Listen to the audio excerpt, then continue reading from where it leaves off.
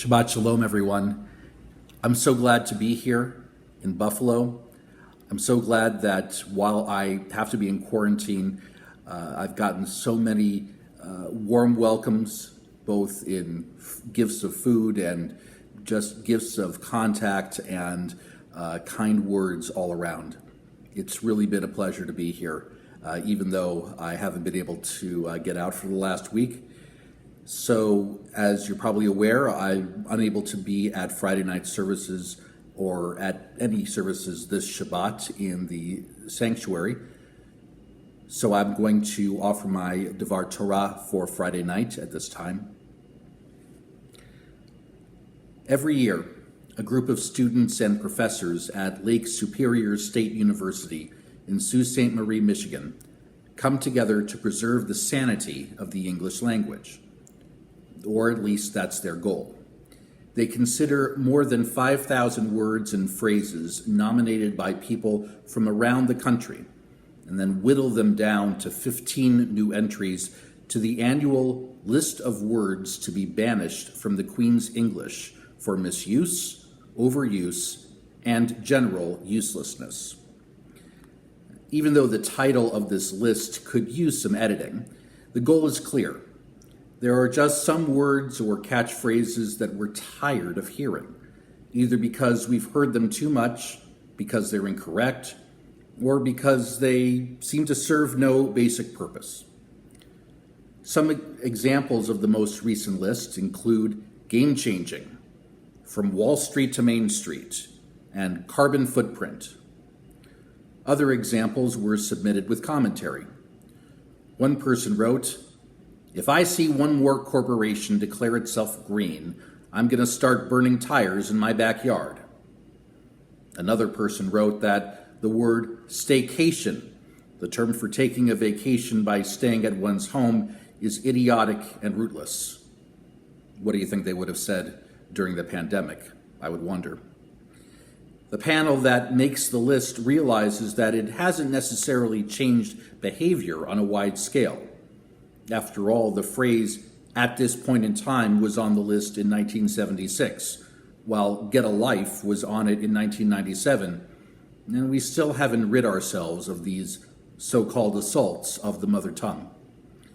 But the underlying emotion that drives this exercise is our sincere objection to those who find ways to alter perfectly reasonable linguistic norms and guidelines when there is no particular reason to do so. In a way, this concern is one of the main motivations of commentary on all of Judaism's sacred texts.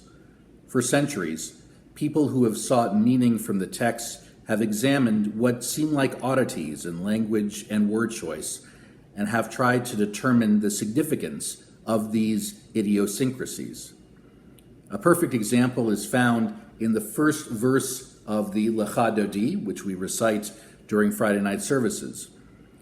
The phrase "shamor v'zachor b'dibur echad," which is translated in our Sidurim as "keep and remember both uttered as one," is a poetic commentary on a notable curiosity in the biblical command to make Shabbat holy. The command in the book of Exodus says that we should remember it, while the command in the book of Deuteronomy says that we should keep or observe it. Well, the rabbis ask, which is it? So the R2W2, a Kabbalistic poem written in the 16th century, offers the solution that God spoke both the words shamor, keep, and zachor, remember, simultaneously. And while one word was recorded in Exodus, the other word wound up in Deuteronomy. Therefore, no problem at all.